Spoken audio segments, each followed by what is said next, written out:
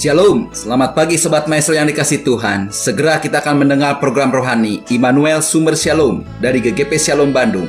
Inilah seri yang selanjutnya. Immanuel datang memberikan dan meneruskan Shalom. Dengarkan dan terima firman Tuhan sebagai pegangan hidup hari ini. Selamat menikmati. Shalom, selamat pagi Sobat Maestro. Kita bersyukur kita boleh bertemu kembali dan kita boleh mendengar firman Tuhan sebelum kita melangkah masuk pada hari yang baru ini. Mari kita berdoa. Terima kasih Maha Besar Bapa yang di surga, penyertaan Tuhan semalam sehingga pagi ini kami boleh bangun lagi dan boleh bersiap untuk berkarya. Dan terima kasih ada kesempatan buat mendengar firman Tuhan. Mari Tuhan rendahkan hati kami, sederhanakan iman kami, arahkan kami dengan firman Tuhan dalam nama Tuhan Yesus Kristus. Haleluya, amin.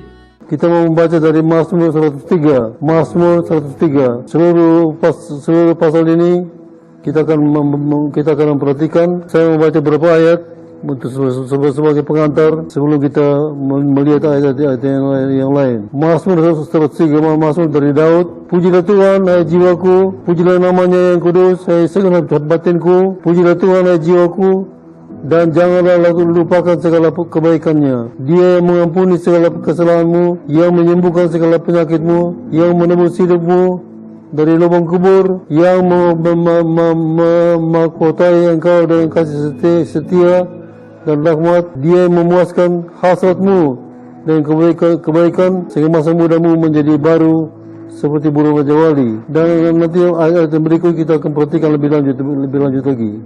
Saudara-saudara, kita bersyukur kita memperhatikan kesaksian Raja Daud yang dalam Mazmur 103. Dia berkata, pujilah Tuhan, hai jiwaku. Jadi dia sedang berkata kepada diri sendiri. Dalam terjemahan bahasa hari-hari dikatakan, aku hendak memuji Tuhan dengan segenap hatiku.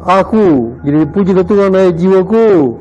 Pujilah namanya yang kudus, hai segenap batinku. Jadi dia sedang berbicara kepada diri sendiri. Dia begitu bersyukur, begitu bersukacita. Saudara, kadang-kadang ada orang suka mengatakan agama Pentakosta itu agama menangis katanya. Saya tanya kenapa? Karena banyak yang menangis dan mereka lupa bahwa agama Pentakosta juga adalah agama yang mengajak orang untuk memuji Tuhan. Ada begitu banyak alasan untuk kita memuji Tuhan. Jadi orang yang menangis terus itu juga salah, karena tidak pernah sampai kepada bersukacita akan Tuhan. Ya, seringkali kita suka mendengar orang mengatakan demikian. Raja Daud adalah seorang yang penuh sukacita akan Tuhan, selalu memuji Tuhan dan selalu menyembah Tuhan, selalu bersyukur dan bersukacita akan Tuhan. Dalam ayat yang kelima, itu dia katakan, dia yang memuaskan hasratmu dengan kebaikan. Dia memuaskan hasratmu dengan kebaikan. Dalam terjemahan bahasa hari-hari dikatakan, dia memuaskan hidupku dengan hal-hal yang baik. Bahkan ada yang menerjemahkan, dia memuaskan mulutku dengan kebaikan. Jadi Tuhan yang tahu betul segala kebutuhan kita. Tuhan mau memberkati kita sesuai dengan hasrat kita yang kita sering katakan dalam doa kita. Ada banyak orang kalau ditanya, apa hasratmu, apa maunya, mereka kadang-kadang tidak bisa menjawab dengan baik. Kadang-kadang kita kalau mengunjungi jemaat, sebelum kita berdoa, saya suka tanya, ada apa yang perlu kita bantu dalam doa. Dia merasa seperti enggak ada. Akhirnya dia katakan doa supaya selamat saja. Ya, ada banyak orang kalau ditanya tidak tahu apa hasratnya. Tapi kehendak Tuhan, rencana Tuhan supaya hasrat kita, kerinduan kita, keinginan kita, atau rencana kita, atau rencana hidup kita itu harus sesuai dengan rencana Tuhan dan juga sesuai dengan kebutuhan kita. Ada banyak orang berhasrat untuk apa-apa yang sebenarnya dia tidak butuh, tetapi Tuhan ingin sekali supaya kita semua itu berhasrat dengan hal-hal yang sesuai dengan rencana Tuhan yang betul-betul kita butuh. Dan dikatakan tadi, Tuhan mau memuaskan hasrat kita dengan kebaikan. Ada seorang artis, sebelum dia menjadi artis atau waktu permulaan dia menjadi artis, ada orang yang tanya pada dia, apa hasratmu, apa rencanamu, apa cita-citamu, apa kerinduanmu. Dia katakan, saya ingin menjadi orang yang terkenal, orang yang kaya dan bahagia. Sesudah beberapa tahun kemudian dia sudah begitu terkenal, banyak uang, kaya sekali. Lalu ada wartawan yang tanya pada dia lagi, Bapak pernah katakan bahwa Bapak ingin terkenal, kaya dan bahagia. Karena sudah terkenal, sudah kaya, apa merasa bahagia? Dia bilang tidak. Dia banyak uang, terkenal, dipuji orang, disanjung orang, tapi dia merasa tidak berbahagia. Dan beberapa waktu kemudian dia meninggal karena overdosis. Jadi Tuhan ingin memberkati kita semua sesuai dengan hasil kita. Dan saya berharap hasil kita sesuai dengan rencana Tuhan supaya kita boleh diberkati. Tadi yang pertama tadi katakan Tuhan ingin sekali supaya kita semua diberkati dengan hati yang bersukacita, hati yang selalu memuji Tuhan dan selalu bersyukur. Saya senang sekali mendengar kalau saya tanya pada saudara kita, apa kabar? Bagaimana? Suka dijawab dengan haleluya, puji Tuhan. Bagus, itu bagus sekali. Kalau itu keluar dari hati yang tulus, itu berarti bahwa kita penuh dengan syukur, penuh dengan sukacita. Jangan kalau kita ditanya, apa kabar? Bagaimana? Wah, lagi payah, haya. Tapi kalau orang menjawab dengan kata haleluya, itu artinya dia penuh dengan sukacita.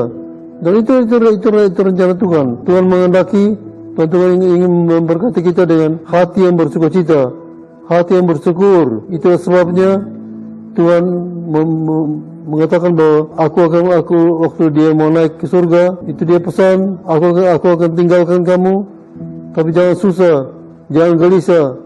Aku mau tinggalkan satu damai sejahteraku supaya kamu tetap bersukacita akan Tuhan. Jadi Tuhan ingin memuaskan hasrat kita dengan hati yang bersukacita akan Tuhan, yang selalu bersyukur menghadapi apapun juga, tantangan apapun juga. Tadi dikatakan juga, pujilah Tuhan hai jiwaku, jangan lupa segala kebaikannya, Dia yang mengampuni segala kesalahanmu. Ya, seringkali kita merasa kita tidak banyak salah, kita lebih baik dari orang lain, kita tidak menyadari kita membutuhkan keampunan dari Tuhan. Jadi Tuhan ingin memberkati kita supaya kita selalu mempunyai hasrat untuk memohon ampun daripada Tuhan. Tuhan ingin sekali supaya kita semua diberkati dengan keampunan dosa. Kita diselamatkan. Nah, begitu banyak dosa kita telah diampuni, tapi dalam perjalanan hidup kita seringkali jatuh lagi, berbuat dosa lagi, dan kita perlu keampunan dosa. Jadi kalau ada orang tanya kepada kita, apa hasratmu? Jangan lupa, saya selalu ingin dosa kita yang lalu maupun yang sekarang atau yang akan datang diampuni Tuhan. Kita bersyukur Tuhan telah mengampuni dosa kita yang lalu, dan kita bersyukur juga Tuhan mau mengampuni kalau kita jatuh dalam dosa. Kalau kita berkata, barang siapa berbuat dosa, kalau dia menyadari, dia mengaku dan terus terang datang kepada Tuhan, bertobat, maka Tuhan akan mengampuni, menyucikan dia dari segala kecemaran dia. Raja Daud tadi dia mengatakan dia begitu bersyukur, dia begitu bersukacita, bukan saja karena dosanya diampuni, tapi juga Tuhan menyembuhkan segala penyakitmu. Ya, kita bersyukur dengan tubuh yang belum diubahkan, tubuh yang masih fana ini, kita bisa lemah, bisa tua, bisa sakit, bisa mati. Kuota kita terbatas, tapi kita bersyukur kalau kita ada sakit, kita ada kelemahan, bahkan ada cacat, kita boleh berdoa kepada Tuhan. Tuhan datang itu bukan saja untuk mengampuni kita, melepaskan kita, tetapi juga memulihkan kita. Saya selalu suka mengingat dan bersyukur Tuhan datang untuk mengampuni dan menyembuhkan, untuk mengambil segala kelemahan dan kesakitan kita. Jadi kalau kita ada sakit, kita boleh berdoa kepada Tuhan, meskipun segala otoritas masih ada dalam tangan Tuhan.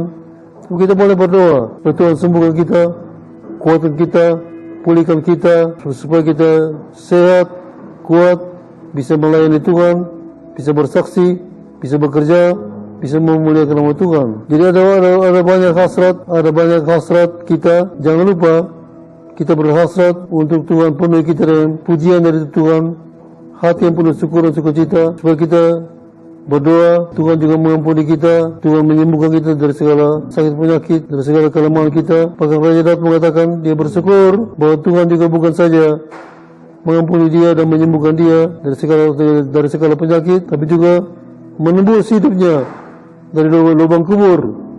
Dalam bahasa Arab dikatakan menebus dia dari neraka. Jadi kita bersyukur Tuhan ingin sekali supaya kita semua itu diselamatkan, dibebaskan dari kebinasaan yang kekal dengan hidup yang kekal.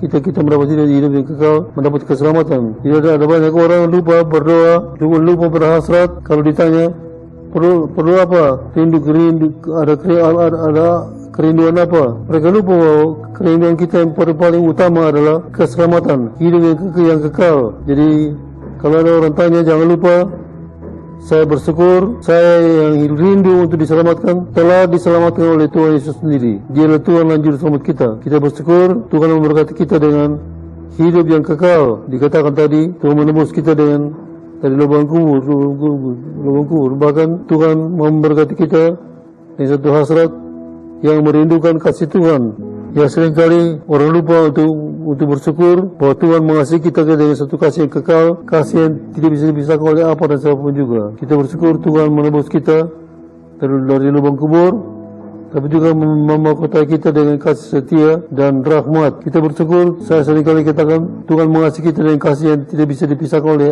apa dan siapapun juga. Dalam ayat yang ke-8 sampai ayat yang ke-13 itu dikatakan, Tuhan adalah penyayang dan pengasih, panjang sabar, berlimpah kasih setia. Dia tidak selalu menuntut, dia tidak untuk selama-lamanya mendendam. Dalam bahasa hari-hari, dia tidak selalu menggerutu dan dia tidak terus menyuruh marah, tapi dia penyayang, dia pengasih, panjang sabar, berlimpah kasih setia kepada orang yang tidak pantas untuk menerimanya. Jadi kita bersyukur dia tidak dilakukannya kepada kita setimpal dengan dosa kita, dan tidak dibalasnya kepada kita setimpal dengan kesalahan kita, tetapi setinggi langit dari bumi. Demikian besarnya kasih setianya atas orang-orang yang takut akan dia, sejauh timur dari barat. Demikian dijauhkannya daripada kita pelanggaran kita. Seperti Bapa sayang kepada anak-anaknya, demikian Tuhan sayang kepada orang-orang yang takut akan dia. Jadi kita bersyukur.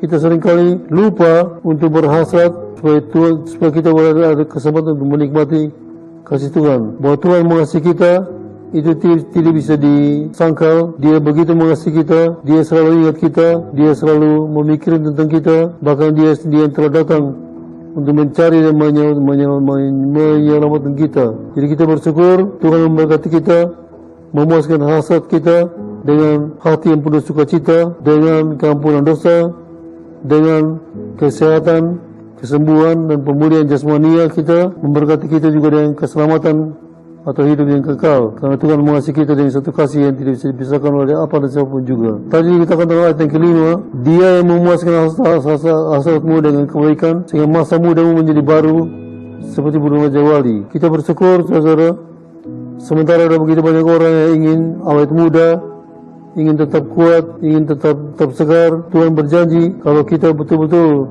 di dalam Tuhan mau memuaskan hasrat kita, sehingga masa muda kita menjadi baru seperti burung raja wali.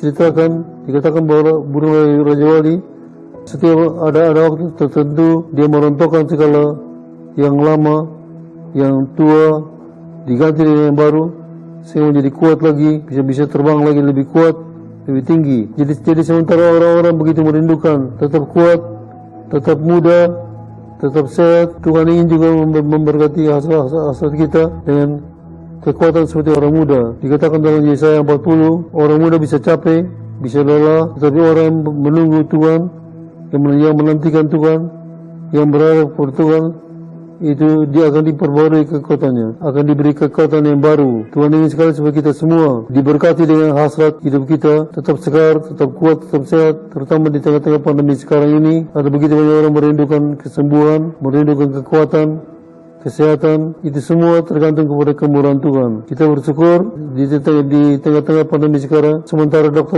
begitu terbatas, obat terbatas, bahkan tidak ada obat buat COVID, tapi ada Tuhan kita yang mau menyembuhkan kita, mau memberkati kita dengan kekuatan, kesehatan, supaya kita boleh tetap kuat dan sehat untuk bisa bekerja, berbakti, dan melayani Tuhan. Dalam ayat yang ke-6 juga dikatakan, kita bersyukur sementara ada begitu banyak orang yang berhasrat mau menikmati keadilan. Ada banyak orang yang suka merasa Tuhan kurang adil. Kenapa? Ada banyak orang yang sepertinya tidak percaya, tidak ke gereja, tapi lebih mulus, lebih kaya, lebih gampang cari uang. Bahkan ada orang-orang yang apa yang dipegang jadi uang, tapi sementara ada begitu banyak orang yang rajin ke gereja, disiplin ke gereja, tetapi makin hari makin parah, makin susah, sakit-sakitan lagi. Tetapi dikatakan tadi, Tuhan menjalankan keadilan, Tuhan menyatakan keadilan dan hukum bagi segala orang yang percaya kalau yang diperas. Kalau kita baca dalam Mazmur 73, ada orang demikian yang dikatakan tadi, meskipun tidak ke gereja, tidak percaya, tapi lebih kaya, lebih gemuk, lebih sehat, lebih gampang cari uang. Sementara ada banyak orang yang percaya, begitu susah, sakit-sakitan lagi, tapi dia punya satu pengharapan, sehingga kalau sampai Tuhan panggil pulang, baru ketahuan siapa yang diberkati oleh Tuhan. Jadi kita bersyukur kalau kita ditanya apa hasrat kita, sementara kita melihat begitu banyak ketidakadilan, katakanlah kepada Tuhan, saya berhasrat untuk melihat Tuhan menyatakan keadilan dan hukum bagi orang-orang yang tidak percaya, bagi orang-orang yang menderita karena iman dan lain-lain.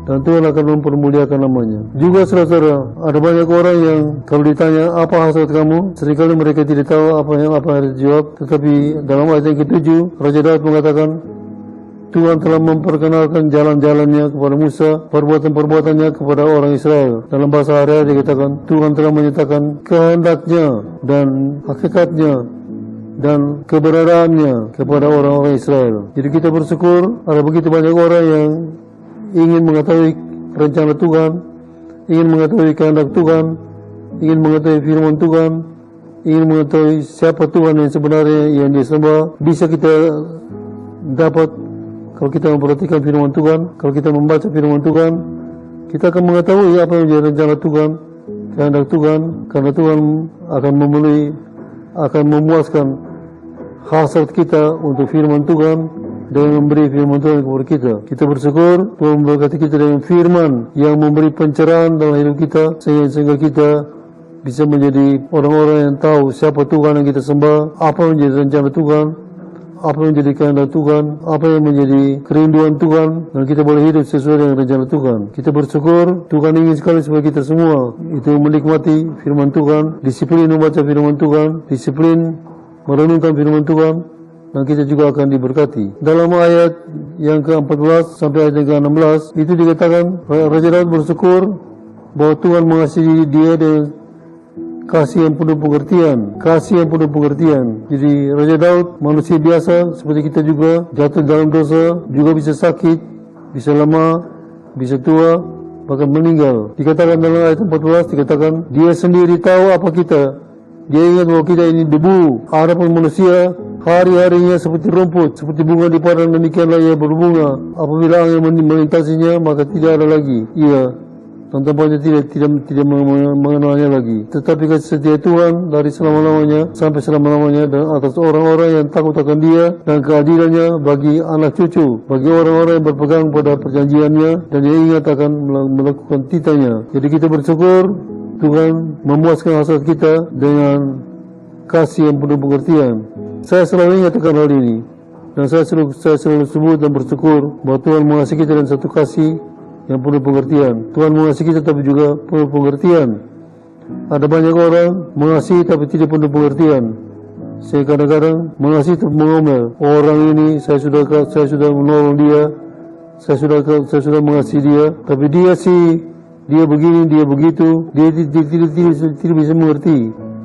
Orang masing-masing orang punya kepribadian, masing-masing orang mempunyai kekurangan, kelemahan, keterbatasan, dan kita bersyukur Tuhan tahu akan hal ini. Jadi kalau kita ditanya apa hasratmu, kita boleh katakan kepada Tuhan, aku ingin sekali supaya Tuhan mengasihi aku dengan kasih yang penuh pengertian, karena Tuhan tahu segala kelemahan, segala kekurangan, keterbatasan. Biar kalau Tuhan mengasihi dengan penuh pengertian, dan Tuhan betul-betul mengasihi kita dengan penuh pengertian. Dikatakan dalam ayat 14 tadi sampai ayat 16, dikatakan Tuhan tahu siapa kita.